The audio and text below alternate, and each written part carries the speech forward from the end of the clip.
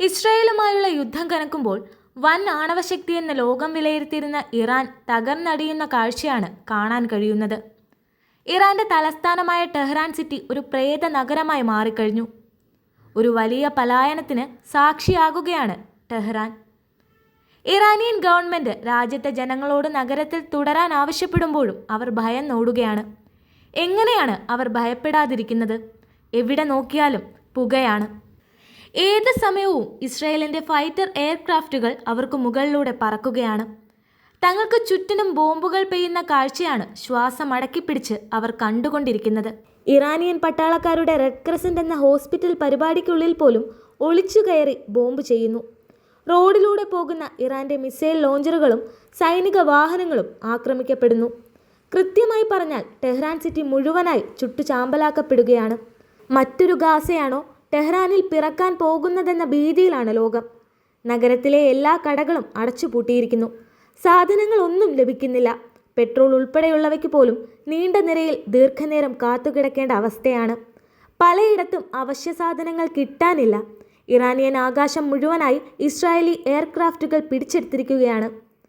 ഒരു ഭാഗത്ത് ഇസ്രായേലിന് മുന്നിൽ അടിയറവ് പറയില്ലെന്ന് ഇറാൻ പരമോന്നത നേതാവ് ആയത്തുള്ള അലി ഖമേനി പറയുമ്പോഴും മറുഭാഗത്ത് ആക്രമണങ്ങൾ അവസാനിപ്പിക്കാനായി ഇസ്രായേലിനെ സമീപിക്കണമെന്ന് അമേരിക്കയോടും വിവിധ ഗൾഫ് രാജ്യങ്ങളോടും ഇറാൻ അഡ്മിനിസ്ട്രേഷൻ ആവശ്യപ്പെടുന്നതായാണ് വിവരം.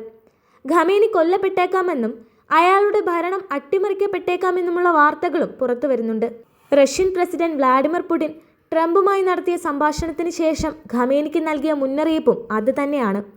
ഖമേനിയെ ഇല്ലാതാക്കാനുള്ള വലിയ പദ്ധതികൾ ഇസ്രായേൽ തയ്യാറാക്കി കഴിഞ്ഞു എന്ന് തന്നെ വേണം മനസ്സിലാക്കാൻ.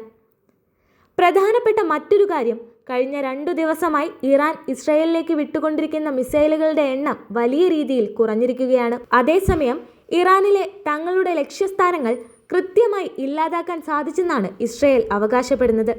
അതിൽ ഇറാന്റെ എക്കോണമി പൂർണ്ണമായി തകർക്കുക എന്നതാണ് തങ്ങളുടെ അടുത്ത ലക്ഷ്യമെന്നും ഇസ്രായേൽ പറയുന്നുണ്ട്. അതേസമയം ഇറാന്റെ കൈവശമുള്ള മിസൈലുകളുടെ സ്റ്റോക്ക് പോലും കഴിഞ്ഞതായാണ് പുറത്തുവരുന്ന വിവരം. ഹൂതികളെ തൊട്ടാൽ അടിപതറുമെന്നും ഇറാന്റെ ആണവശക്തി ഭീകരമാണെന്നും അവർക്കു മുന്നിൽ പിടിച്ചു നിൽക്കാൻ ഇസ്രായേലിന് കഴിയില്ല എന്നുമൊക്കെയുള്ള അന്താരാഷ്ട്ര സമൂഹത്തിന്റെ വിശ്വാസം കൂടിയാണ് ഇല്ലാതായിക്കൊണ്ടിരിക്കുന്നത്.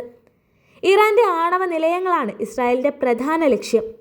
ഫോർദാനോ, നദാൻസ് ഉൾപ്പെടെയുള്ള ഇറാന്റെ ആണവ നിലയങ്ങളെല്ലാം ഭൂമിക്കടിയിലായതുകൊണ്ട് തന്നെ അത് ആക്രമിക്കാനുള്ള ആയുധങ്ങൾ ഇസ്രായേലിന്റെ കൈവശമില്ല.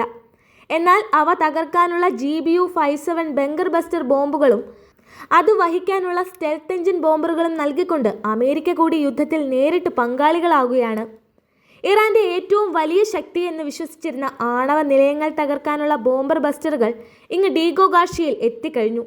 ഇറാനെതിരെയുള്ള യുദ്ധത്തിന്റെ അരങ്ങൊരുങ്ങുന്നത് ഈ ചെറുദ്വീപിലെ സൈനിക താവളത്തിലാണ്. ഇറാനിലെ അമേരിക്കൻ എംബസികൾ അടുത്ത 4 ദിവസത്തേക്ക് അടച്ചിട്ട് ബങ്കറുകളിൽ കഴിയാനാണ് ഉദ്യോഗസ്ഥർക്ക് ലഭിച്ചിരിക്കുന്ന നിർദ്ദേശം. ഇതോടെ അമേരിക്ക യുദ്ധത്തിലേക്ക് പ്രവേശിച്ചു കഴിഞ്ഞു എന്നത് ഏതാണ്ട് ഉറപ്പായി കഴിഞ്ഞു. ഇനി എന്താണ് ഇറാന്റെ ഭാവി എന്നത് ചിന്തിക്കുന്നതിനേക്കാൾ ഭീകരമാണ്. ഇറാന്റെ ആണവ നിലയങ്ങൾ ഇല്ലാതാക്കപ്പെടുമ്പോൾ ടെഹ്റാൻ നഗരത്തിലെ ജനങ്ങളുടെ ദയനീയമായ വിലാപങ്ങൾക്ക് കൂടി ലോകം സാക്ഷിയാകേണ്ടി വരുമോ എന്നുള്ള കാര്യങ്ങൾ വരും ദിവസങ്ങളിലെ അമേരിക്കയുടെയും ഇസ്രായേലിൻ്റെയും ആക്രമണങ്ങളും ഇറാന്റെ പ്രതിരോധവും നിർണ്ണയിക്കും.